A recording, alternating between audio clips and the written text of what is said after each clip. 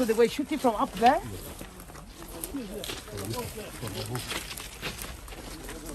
What is up there? Look, 1, 2, 3, 4, 5, 6.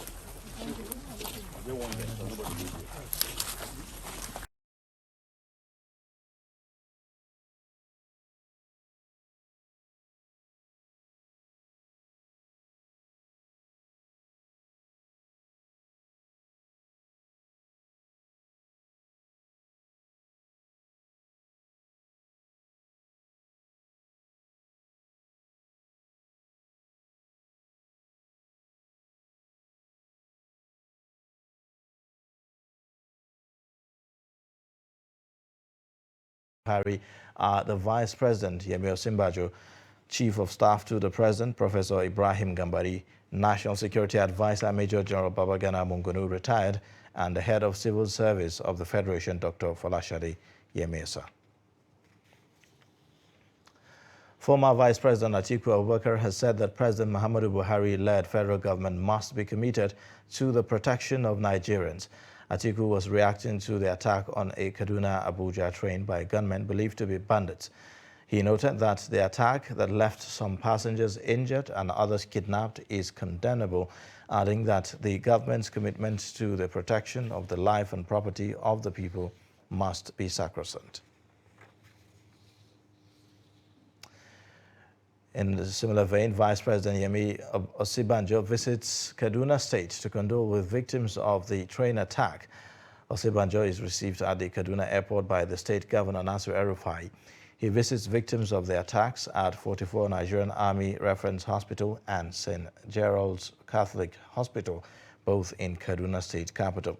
The Vice President's visit comes less than 24 hours after an attack by bandits at Dutse village in Chikun local government area of Kaduna State. The bandits attacked a train conveying hundreds of travelers, killed many, and abducted others. The Nigerian Senate has called on the Army and the Air Force to, as a matter of urgency, bombard terrorist enclaves with a view to restoring peace and stability in the country. This comes as the Upper Legislative Chamber called on President Muhammadu Buhari to declare full-scale war against terrorists so as to secure Nigerian territory. The report. Abuja-Kaduna route is a strategic one in the northern part of Nigeria. It is a major route leading the northern parts to other parts of the country. As the bandits have chosen to threaten its relevance, so also the need for stakeholders to wage greater war against them. Senate has therefore come up with new resolutions as lawmakers resume sitting this week. The new resolution followed a motion sponsored by Senator Uba Sani, who drew the attention of the Upper Legislative House to the bandits' attack on Kaduna-bound train on Monday night. Senator Sani recalled the attack on Kaduna-bound train carrying over 970 passengers around Kateri-Rigaza axis in Kaduna, just few kilometers to the Rigaza train station at about 7:45 p.m. on Monday. Notes that these latest attacks are aimed at instilling fear in the people and destroying the economies of our local communities. It is disheartening that these enemies of the people are getting emboldened by the day. They are becoming more brazen. These blood-curdling bonfires have no regard for human life. They have no place in civilized society. Note also that unrelenting attacks call to question the strategies and tactics being adopted by security forces. A cross-section of lawmakers noted that Kaduna had become the new theater of insecurity, concluded then that terrorists have declared war against Nigerians and it is time for Nigeria to declare war against the terrorists. It is safe and right, Mr. President, distinguished colleagues, to conclude that terrorists have declared war against Nigeria, and I think it is time for Nigeria to declare war against these terrorists.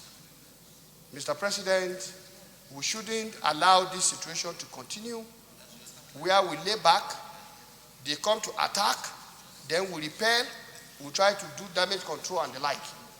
I think it is time for these terrorists to be seriously taken as a national security threat, and we should declare a war against them forthwith. In Kaduna in person, Kaduna town, and Kaduna state as a whole, no day they don't kill over 300 in a day. Every blessed day, no day that they don't kill souls, more than 300. Mr. President, since we're inaugurated here, discussions on the security of our country has taken a large chunk of our discussion here. And I believe and feel that it is time enough for the appropriate authorities to have taken decisive actions to address the security in our country. Mr. President, Kaduna has become the new theater. And Kaduna is where the highest military institutions are housed. The Senate accordingly urged the Nigerian Army and the Air Force to carry out sustained bombardment of terrorist enclaves in the area, with a view to flushing them out and restoring peace and stability to the affected communities. Frequent attacks on the Abuja-Kaduna rail line has become an issue too many to bear. Observers are deeply worried over why the matter is not put under control. Staying with the National Assembly, the House of Representatives wants security agencies to put together a task force to check and repel bandits' attacks on the nation's airport and railways. This follows a motion of urgent national importance brought by Nolim Naji at plenary following recent incidents of terrorist attacks on the Kaduna International Airport and the Abuja-Kaduna train within a space of 3 days. The report. The two incidents occurred within a space of 3 days, and federal lawmakers do not find the development acceptable. Nolim Naji, member representing Nkanu East and West Federal Constituency of Anambra State, while debating the motion said 12 persons were abducted by the terrorists that attacked the Kaduna International Airport on the 25th of March, with one person, a security personnel with the Nigerian Airspace Management Agency, reportedly killed. This is despite efforts by the military to repel the attack, noting that if something drastic is not done urgently, it may embolden terrorists to attack more airports in the country. If it happens in other places, if they start attacking our airports, the implication is that even the international airlines will stop coming to Nigeria. That's the implication, and the premium on our local airlines, the premium on their insurance will increase, will go up, and the implication is that the air tickets will double. Because once the premium on insurance goes up, the air ticket will double. So that's why I'm asking that the leadership should come to our aid to see how we can solve this problem. Lawmakers, while condemning the act, called for proactive action by security agencies through the setting up of a task force to man the nation's airports and railways. We must present a very formidable front as a house to ensure that this thing do not happen again. And for it not to happen, somebody, somewhere, must be held responsible. It couldn't have just been ordinary that these people drive through the city and come and challenge the security of our airports. For me, it is not only reprehensible, Honorable Speaker, sir, but a display of general ineptitude on the part of the security responsible for security in our airport. Those who used to go to Kaduna by road became challenged because of kidnapping on Abuja-Kaduna road. And then, thank God, the railway came, the train came, Mr. Speaker, and they are being challenged today. Nigerian Railway Corporation had issued a statement that they are going to suspend the activities of the rail along that line. And Mr. Speaker, we were challenged some few days ago for us to have an infraction in the airport, which means that nowhere is safe. So, Mr. Speaker, if our roads are not safe, if our rails are not safe, and if our airport, which is the beginning point of our airways, are not safe, Mr. Speaker, then it calls for us to suspend everything political to begin to address the critical needs of Nigerians. An amendment on the need to include the incident of the bombing of a train carrying over 970 passengers attacked near Rigasa Station, Kaduna, is also unanimously adopted. Following coordinated attacks on key transportation facilities in Kaduna State, the House of Representatives is inviting security chiefs for an emergency meeting to tackle the menace.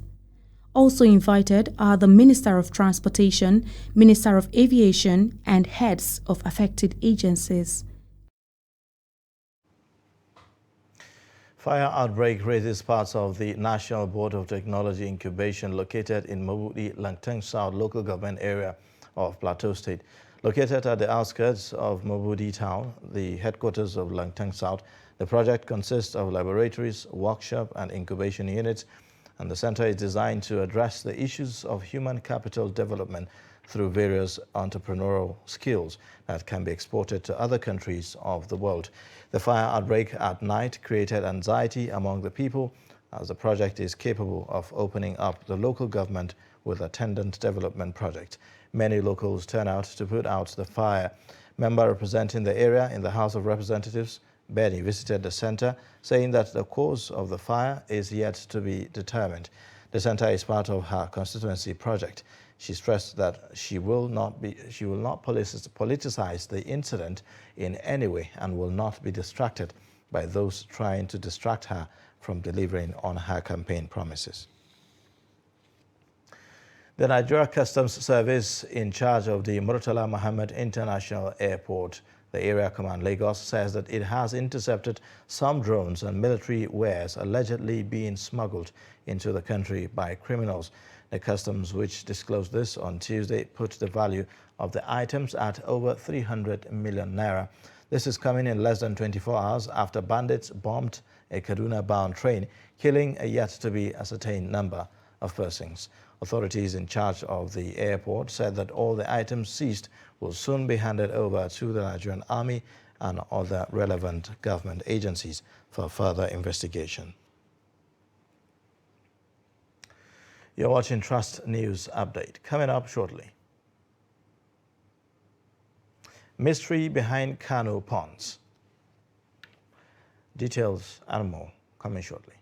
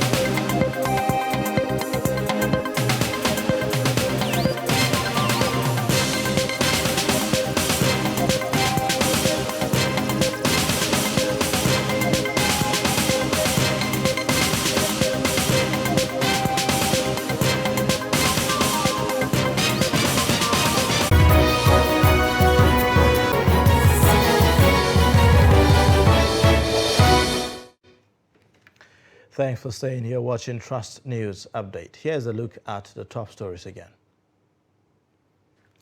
Minister of Transportation Rotimi Amechi on Tuesday said it will take more than 3 billion naira to replace what had been lost to the attack on the Abuja-Kaduna rail route. Plus, Nigeria Customs Service, in charge of the Murtala Mohammed Area Command Lagos, says it has intercepted some drones and military wares allegedly being smuggled into the country by criminals. And now in other news, the newly elected national chairman of the All Progressives Congress, Senator Abdullahi Adamu, has resumed duty at the party's national secretariat in Abuja today.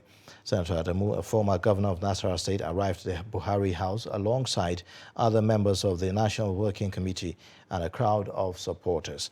He emerged the party's heraldsman last Saturday at the National Convention of the APC held in Abuja. This is his first appearance at the party's headquarters since his election. Still on political matters, former Kano State Governor Rabiu Kwankwaso has decamped from the People's Democratic Party for the New Nigeria People's Party, NNPP, ahead of the 2023 general elections. Speaking after formally registering as a member of the NNPP, Kwankwaso explained that his defection was as a result of the failure of the PDP to address the many challenges it currently faces.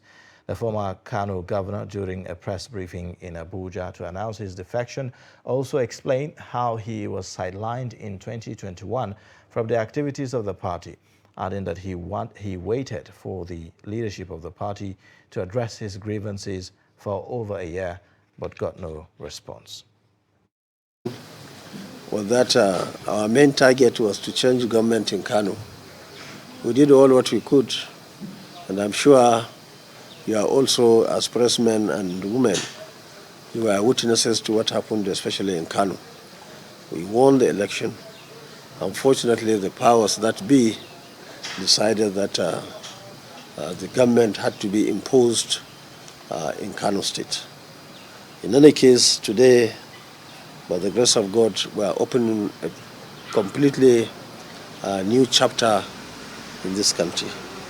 The chapter that I believe people who believe in the masses, people who believe in the people of this country, not only will congratulate us, but I'm sure they will join us to ensure that we have new Nigeria in the next dispensation. Stories of young boys drowning to death in ponds and open waters across many parts of Kano State have been a source of worry to many residents. In this special report, Trust TV correspondent Idris Ibrahim visits some of these ponds and reports that residents oftentimes use them for different purposes. The report. It is difficult to imagine that this is anything but a swamp in the shadow of residential building across many parts of Kano metropolis. We have many open water here in Kano. Within the metropolitan, we have Promise Open Water, which is located at Gorzo Road. We have Ramin Kalanzir, which is located at Mariri Bypass. We have Krosha Open Water, which is located at Sauna. We have Ruwan Dantata, which is located at Gunduawa Hadija Road. We have Ruwan Yandanko, which is located at Kumbotso local government area. We have Ruwan Yarraki, which is located at Bachirawa. Then last one we have Ruwan Italia, which is located at Kumbotso local government area. These ponds where children pass time to swim are being used for sand mining, local fishing or stone excavation in some places. But it also kills people, most of whom are children. I know this open water for many years and it kills people on an annual basis. At least every year, 10 to 17 people died here. At lowest, we may record like 8 to 9 deaths.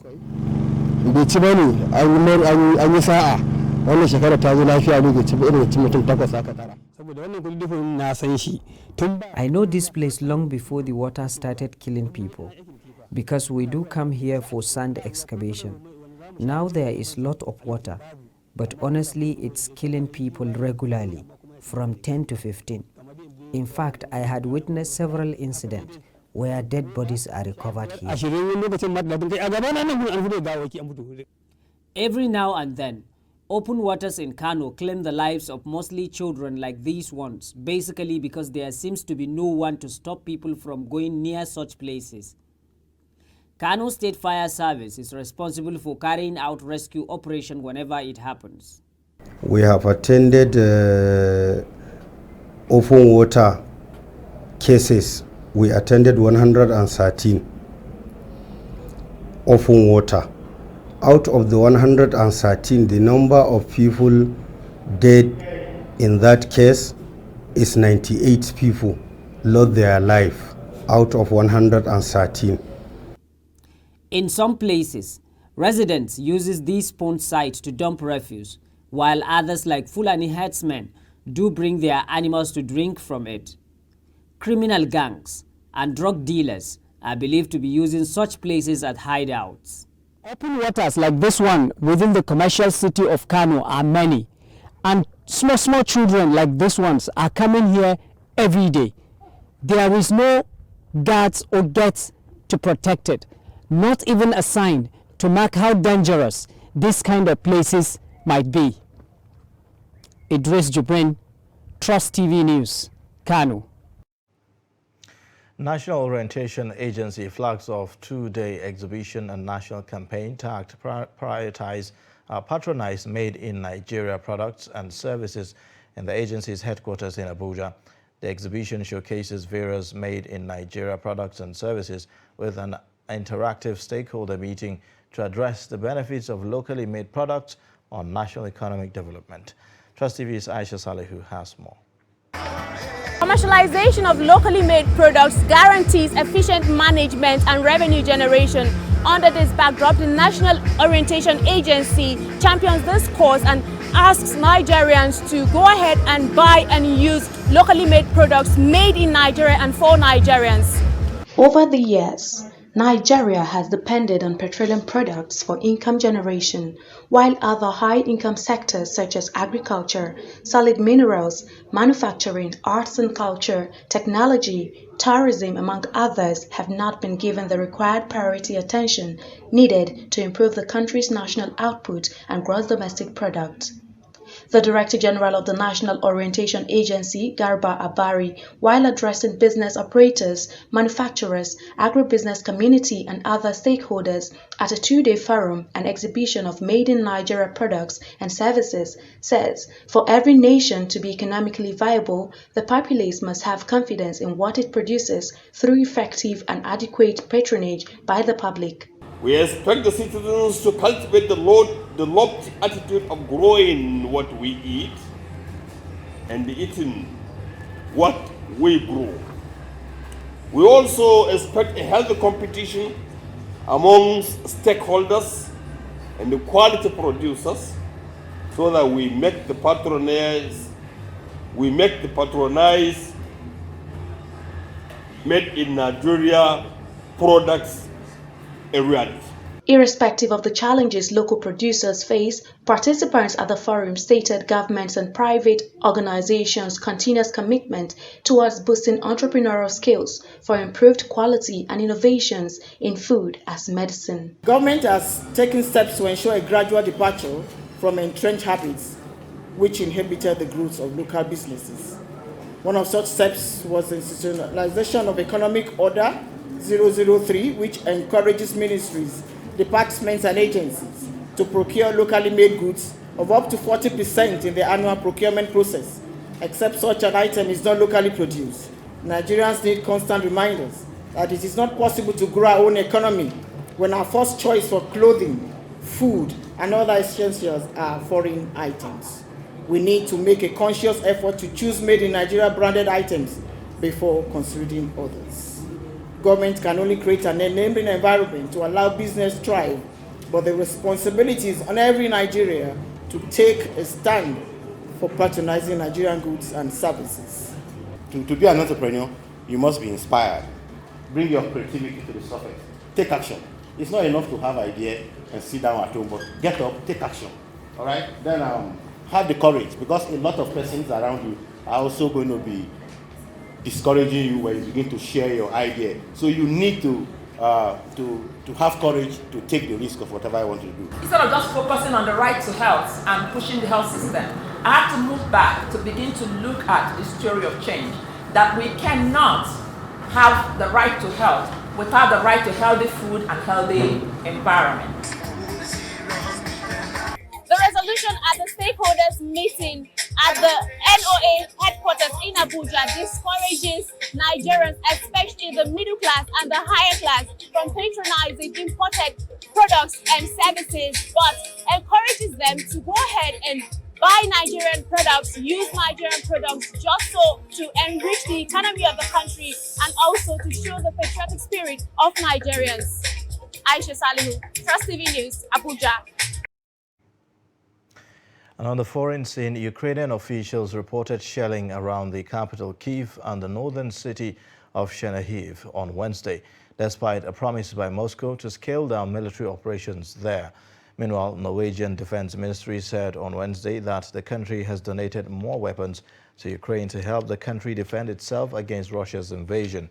The latest shipment, which has already been completed, is 2,000 M72 anti-tank weapons, raising the total number of M72s donated by Norway to 4,000.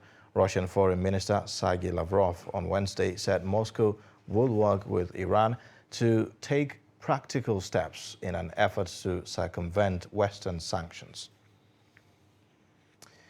And in sports news, Senegal has won the second leg of the African World Cup playoff in Diamniadio thanks to a fourth-minute goal from Boulaye Dia, and the teams finished level at 1-1 on aggregate after extra time. Sadio Mane netted the winning penalty as Senegal ended Mohamed Salah's Egypt dream of qualifying for the 2022 World Cup in Qatar. On the other hand, the Black Stars of Ghana are back in the World Cup finals after qualifying in 2006, 2010 and 2014, but missing out 4 years ago. Party struck after 10 minutes in Abuja, and although another Premier League star, William Troost-Ekong, leveled from a 22nd minute penalty, Nigeria failed to score again. The first leg ended goalless. In other fixture, Azzedine Ounahi scored twice as Morocco trounced the Democratic Republic of Congo 4-1 in Casablanca to reach the finals for a sixth time. And then finally, Tunisia secured their place in Qatar despite being held 0-0 at home by Mali in the second leg of a playoff. With that, we wrap up Trust News Update. Connect with us via our social media platforms and also subscribe to our YouTube channel to watch us live. I am Ayuba Ilya. Thank you for watching.